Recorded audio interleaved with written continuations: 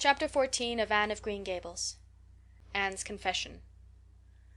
On the Monday evening before the picnic, Marilla came down from her room with a troubled face. "Anne," she said to that small personage, who was shelling peas by the spotless table and singing Nelly of the Hazel Dell with a vigor and expression that did credit to Diana's teaching, "did you see anything of my amethyst brooch? I thought I stuck it in my pincushion when I came home from church yesterday evening, but I can't find it anywhere." I saw it this afternoon when you were away at the Aid Society," said Anne a little slowly. "I was passing your door when I saw it on the cushion, so I went in to look at it." "Did you touch it?" said Marilla sternly. "Yes," admitted Anne. "I took it up and pinned it on my breast just to see how it would look." "You had no business to do anything of the sort. It's very wrong in a little girl to meddle. You shouldn't have gone into my room in the first place, and you shouldn't have touched a brooch that didn't belong to you in the second. Where did you put it?" "Oh, I put it back on the bureau. I hadn't it on a minute. Truly, I didn't mean to meddle, Marilla. I didn't think about its being wrong to go in and try on the brooch, but I see now that it was, and I'll never do it again. That's one good thing about me. I never do the same naughty thing twice." "You didn't put it back," said Marilla. "That brooch isn't anywhere on the bureau. You've taken it out or something, Anne." "I did put it back," said Anne quickly. Pertly, Marilla thought. "I just don't remember whether I stuck it on the pincushion or laid it in the china tray, but I'm perfectly certain I put it back." "I'll go and have another look," said Marilla, determining to be just. "If you put that brooch back it's there still. If it isn't, I'll know you didn't, that's all." Marilla went to her room and made a thorough search, not only over the bureau but in every other place she thought the brooch might possibly be. It was not to be found, and she returned to the kitchen. "Anne, the brooch is gone. By your own admission you were the last person to handle it. Now what have you done with it? Tell me the truth at once. Did you take it out and lose it?" "No, I didn't," said Anne solemnly, meeting Marilla's angry gaze squarely. "I never took the brooch out of your room, and that is the truth if I was to be led to the block for it, although I'm not very certain what a block is. So there, Marilla." Anne's "so there" was only intended to emphasize her assertion, but Marilla took it as a display of defiance. "I believe you are telling me a falsehood, Anne," she said sharply. "I know you are. There now, don't say anything more unless you are prepared to tell the whole truth. Go to your room and stay there until you are ready to confess." "Will I take the peas with me?" said Anne meekly. "No, I'll finish shelling them myself. Do as I bid you." When Anne had gone, Marilla went about her evening tasks in a very disturbed state of mind. She was worried about her valuable brooch. What if Anne had lost it? And how wicked of the child to deny having taken it when anybody could see she must have. With such an innocent face, too. "I don't know what I wouldn't sooner have had happen," thought Marilla, as she nervously shelled the peas. "Of course, I don't suppose she meant to steal it or anything like that. She's just taken it to play with or help along that imagination of hers. She must have taken it, that's clear, for there hasn't been a soul in that room since she was in it, by her own story, until I went up tonight. And the brooch is gone. There's nothing surer. I suppose she has lost it and is afraid to own up for fear she'll be punished. It's a dreadful thing to think she tells falsehoods. It's a far worse thing than her fit of temper. It's a fearful responsibility to have a child in your house you can't trust. Slyness and untruthfulness, that's what she has displayed. I declare I feel worse about that than about the brooch. If she'd only have told the truth about it I wouldn't mind so much." Marilla went to her room at intervals all through the evening and searched for the brooch without finding it. A bedtime visit to the east gable produced no result. Anne persisted in denying that she knew anything about the brooch, but Marilla was only the more firmly convinced that she did. She told Matthew the story the next morning. Matthew was confounded and puzzled. He could not so quickly lose faith in Anne, but he had to admit that circumstances were against her. "You're sure it hasn't fell down behind the bureau?" was the only suggestion he could offer. "I've moved the bureau, and I've taken out the drawers, and I've looked in every crack and cranny," was Marilla's positive answer. "The brooch is gone, and that child has taken it and lied about it. That's the plain, ugly truth, Matthew Cuthbert, and we might as well look it in the face." "Well now, what are you going to do about it?" Matthew asked forlornly, feeling secretly thankful that Marilla and not he had to deal with the situation. He felt no desire to put his oar in this time. "She'll stay in her room until she confesses," said Marilla grimly, remembering the success of this method in the former case. "Then we'll see. Perhaps we'll be able to find the brooch if she'll only tell where she took it, but in any case she'll have to be severely punished, Matthew." "Well now, you'll have to punish her," said Matthew, reaching for his hat. I've nothing to do with it, remember. You warned me off yourself." Marilla felt deserted by everyone. She could not even go to Mrs. Lynde for advice. She went up to the east gable with a very serious face, and left it with a face more serious still. Anne steadfastly refused to confess. She persisted in asserting that she had not taken the brooch. The child had evidently been crying, and Marilla felt a pang of pity which she sternly repressed. By night she was, as she expressed it, beat out. "You'll stay in this room until you confess, Anne. You can make up your mind to that," she said firmly. "But the picnic is tomorrow, Marilla," cried Anne. "You won't keep me from going to that, will you? You'll just let me out for the afternoon, won't you? Then I'll stay here as long as you like afterwards, cheerfully. But I must go to the picnic." "You'll not go to picnics nor anywhere else until you've confessed, Anne." "Oh, Marilla!" gasped Anne. But Marilla had gone out and shut the door. Wednesday morning dawned as bright and fair as if expressly made to order for the picnic. Birds sang around Green Gables. The Madonna lilies in the garden sent out whiffs of perfume that entered in on viewless winds at every door and window, and wandered through halls and rooms like spirits of benediction. The birches in the hollow waved joyful hands as if watching for Anne's usual morning greeting from the east gable. But Anne was not at her window. When Marilla took her breakfast up to her, she found the child sitting primly on her bed, pale and resolute, with tight-shut lips and gleaming eyes. "Marilla, I'm ready to confess." "Ah!" Marilla laid down her tray. Once again her method had succeeded, but her success was very bitter to her. "Let me hear what you have to say, then, Anne." "I took the amethyst brooch," said Anne, as if repeating a lesson she had learned. "I took it just as you said. I didn't mean to take it when I went in, but it did look so beautiful, Marilla, when I pinned it on my breast, that I was overcome by an irresistible temptation. I imagined how perfectly thrilling it would be to take it to Idlewild and play that I was the Lady Cordelia Fitzgerald. It would be so much easier to imagine I was the Lady Cordelia if I had a real amethyst brooch on. Diana and I made necklaces of roseberries, but what are roseberries compared to amethysts? So I took the brooch.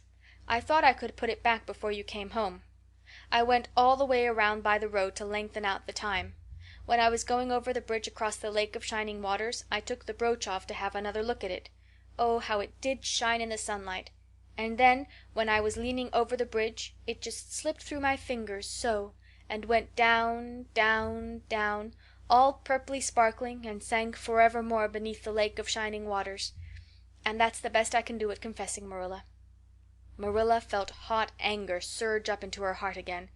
This child had taken and lost her treasured amethyst brooch, and now sat there calmly reciting the details thereof without the least apparent compunction or repentance. "Anne, this is terrible," she said, trying to speak calmly. "You are the very wickedest girl I ever heard of."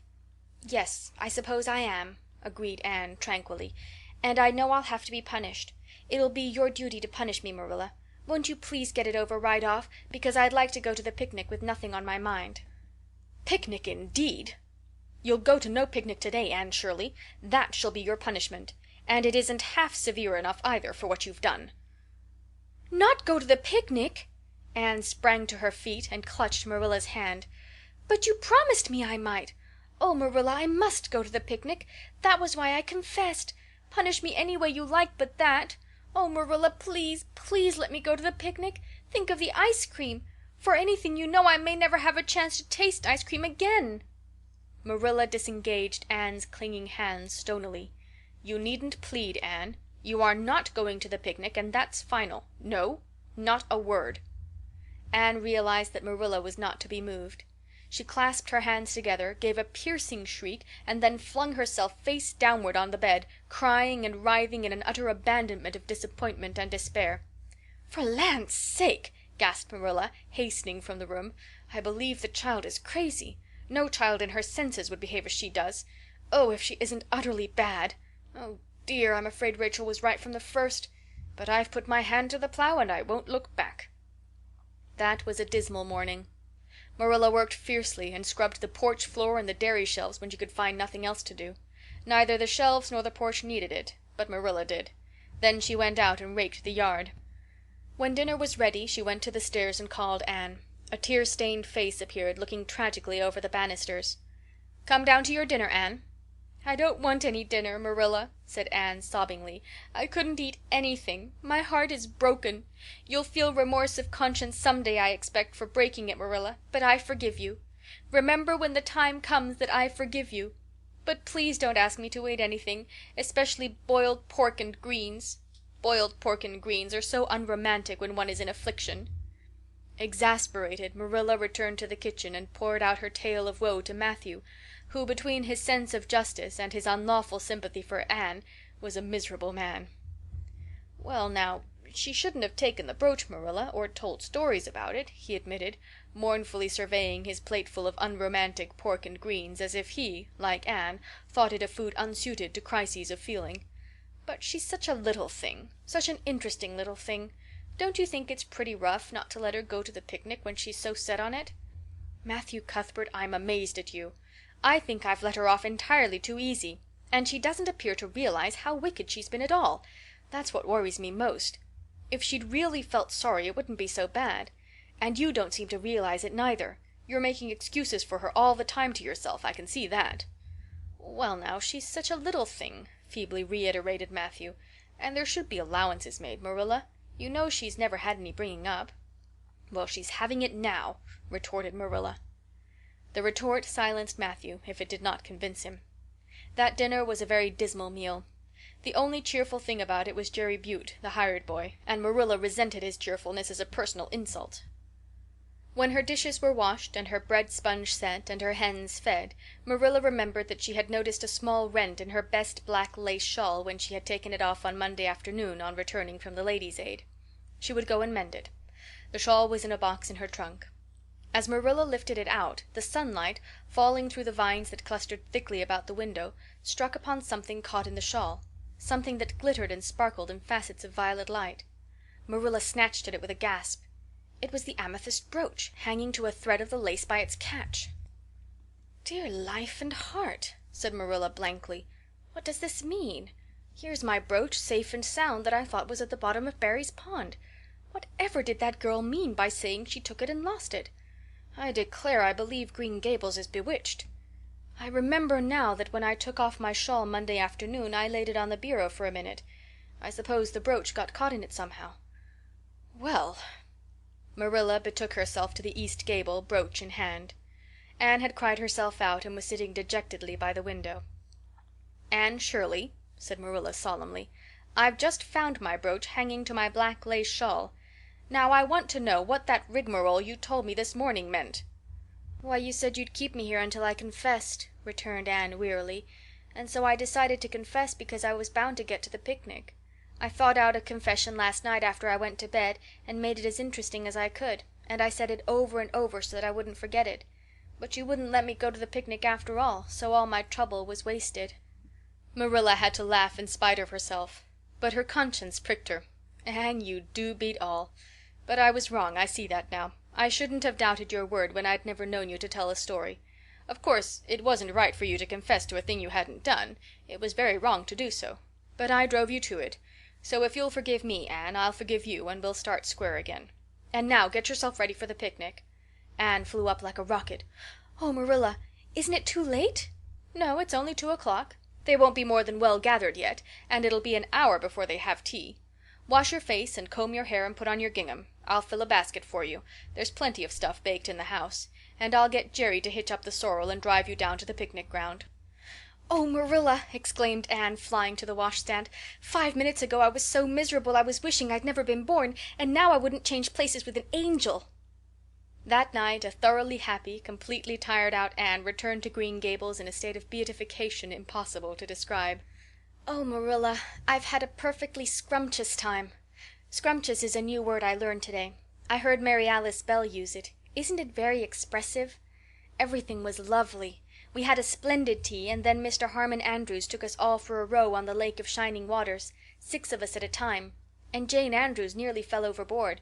She was leaning out to pick water lilies, and if Mr. Andrews hadn't caught her by the sash just in the nick of time she'd fallen in and probably been drowned. I wish it had been me. It would have been such a romantic experience to have been nearly drowned.